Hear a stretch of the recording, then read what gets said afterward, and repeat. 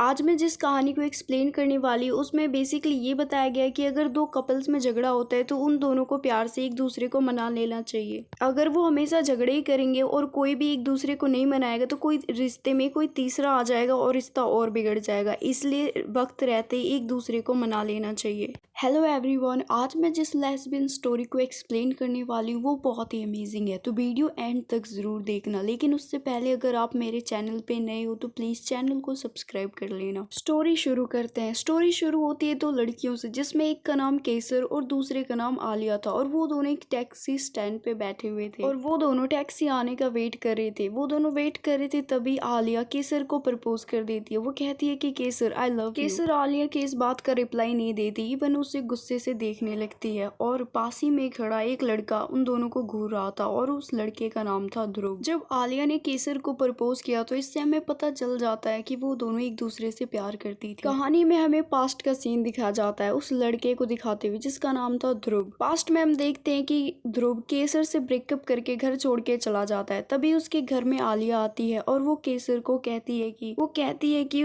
ध्रुव ने तुम्हें छोड़ दिया तो अब तुम्हें भी मूव ऑन कर देना चाहिए। तो केसर कहती है कि उसकी यादें इस कमरे में हर जगह है तो मैं अभी मूव ऑन नहीं कर सकती। आलिया उसे बहुत समझाती है जिससे कि केसर को थोड़ा अच्छा लगता है। फिर वो दोनों चले जाते हैं नहाने के लिए। नहाते वक्त आलिया केसर से कहती है कि तुम्हारे बाथरूम में दरवाजा क्यों नहीं है। तो केसर उसे कहती है कि लवर्स के बीच में कोई भी दरवाजा नहीं होना चाहिए। आलिया नहाते वक्त एक पिक ले लेती है और उसे एक वॉल पे चिपका देती है। नहाने के बाद आलिया केसर से कहती है तुम्हारे पास जितनी भी बैड मेमोरीज है मुझे बताओ, मैं उन सबको अच्छे मेमोरी में बदल दूंगी। आलिया की बात सुन के केसर कहती है मेरी लिस्ट बहुत बड़ी है। तो आलिया कहती है मेरा दिल भी बहुत बड़ा है। उसकी बात सुन के वो हंसने लगती है और उसे किस कर लेती है। फिर वो दोनों एक गेम खेलते हैं और वो उस गेम में बहुत मजे करते हैं। फिर केसर आलिया से कहती है कि मुझे रिलेशनशिप में जैसा पार्टनर चाहिए था वो पार्टनर शायद तुम ही हो, क्योंकि ध्रुव ने तो मेरे साथ कोई भी अच्छे टाइम स्पेंड नहीं किया। वो तो हमेशा मेरे से इरिटेट ही रहता था। अच्छा वो उसने मुझे छोड़ दिया। नो, मैंने ही उसे छोड़ा था। केसर कहती है कि तुमने सच में मेरी सारी बैड मेमोरीज को गुड मेमोरीज में बदल दिया। फिर कहानी वर्तमान में आ जाती है जहाँ आलिया केसर से पूछती है तुम ठीक तो हो ना, तुम्हारा एक्स वहाँ पे बैठा है अपनी गर्लफ्रेंड के साथ, उसको देख के तुम्हें बुरा तो नहीं लग रहा ना।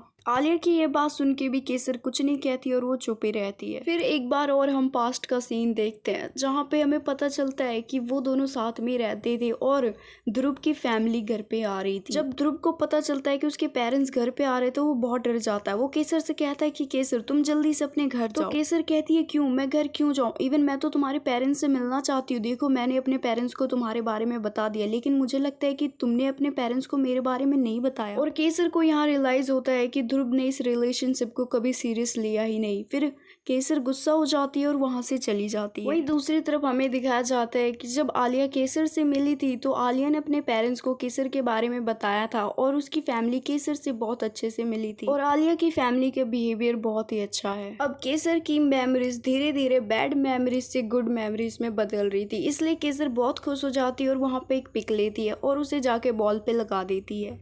पास्ट में हमें ये भी दिखाया जाता है कि एक लड़की ड्रिंक करके ध्रुव को जबरदस्ती किस कर रही थी और ये केसर देख लेती और केसर को लगता है कि ध्रुव भी उसे किस कर रहा था, जो कि उसकी गलत फहमी थी। केसर ध्रुव के पास आती है और वो कहती है एक तो तुम इस रिलेशनशिप को सीरियस नहीं रखते, ऊपर से मुझे चीट भी कर रहे हो। केसर की बात सुन के ध्रुव कहता है कि जैसा तुम समझ रही हो वैसा बिल्कुल भी नहीं है। तो केसर कहती है ठीक है, मुझे प्रूफ करो कि मैं गलत हूँ। उन दोनों का वहाँ पे बहुत झगड़ा होता है। फिर गुस्से में ध्रुव वहाँ से चला जाता है। हमें पास्ट में ये भी दिखाया जाता है कि आलिया से मिलने उसका एक कलीग आया था क्योंकि उसे एक फाइल देनी थी, जिसे देख के केसर उस पर शक करती है। वो आलिया को किचन में ले जाती है और वो कहती है कि मुझे पता है इसका और तुम्हारे साथ कोई चक्कर है। आलिया उसकी बात सुन के कहती है ओ गॉड, तुम क्या क्या सोच रही हो, हमारे बीच में ऐसा कुछ भी नहीं है, वो जस्ट एक कलीग है और मैं बस उसकी एक दोस्त हूँ। लेकिन केसर तब भी उसकी बात नहीं मानती, इसलिए आलिया एक राखी लाती है और उसको बांध देती है। तब जाके केसर को बिलीव होता है। इस मोमेंट को देख के केसर बहुत खुश हो जाती है, इसलिए वहाँ पे एक सेल्फी लेती है और उसे वॉल पे लगा देती है।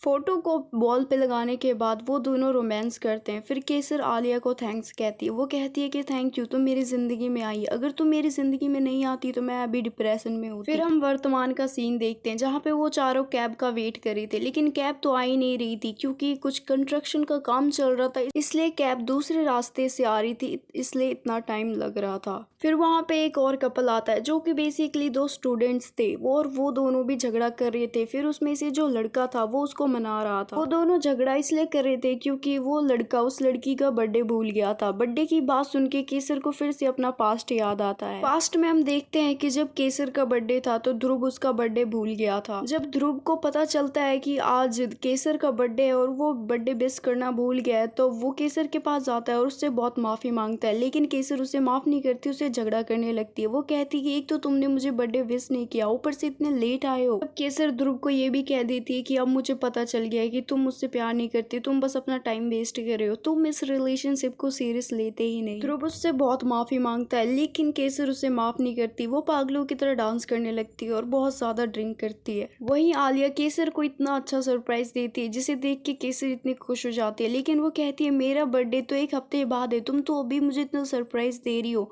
तो आलिया उसे कहती है हम तुम्हारा बर्थडे एक हफ्ते तक मनाएंगे। उसकी बात सुन के केसर बहुत खुश हो जाती है और उसे क्लिप किस कर लेती है। आलिया उससे ये भी कहती है कि हम दोनों इस हफ्ते घूमने चलेंगे। तो उसकी बात सुन के केसर और खुश हो जाती है। फिर वो दोनों एक पिक लेते हैं और उसे वॉल पे लगा देते हैं। फिर कुछ दिन के बाद ध्रुव केसर के पास आता है और उसे एक कमरे में लेके जाता है जहाँ पे उसे उसकी मेमोरीज दिखाता है। फिर उससे वो कहता है कि देखो केसर, मैं बिल्कुल चेंज हो गया हूँ, प्लीज तुम मुझे एक मौका दो। ये कहने के बाद ध्रुव उसे प्रपोज करता है शादी के लिए। वो कहता है कि मैंने तुम्हारे बारे में अपने पेरेंट्स को भी बता दिया है। तो केसर उसकी बात सुन के कहती है आई एम रियली सॉरी, लेकिन अब मेरी जिंदगी में कोई और है जिससे मैं बहुत प्यार करती हूँ और मैं उसके साथ रहना चाहती हूँ। उसकी ये बात सुन के ध्रुव बहुत दुखी हो जाता है और वो रोने लगता है, लेकिन केसर उस पर ध्यान नहीं देती और वो वहाँ से चली जाती है। फिर केसर सीधा आलिया के घर जाती है उसे प्रपोज करने के लिए, लेकिन जब वो आलिया के घर जाती है तो वो खिड़की से ही देख लेती है कि आलिया किसी और लड़की की गोद में बैठी है और उसको किस कर रही है। वो सीन देख के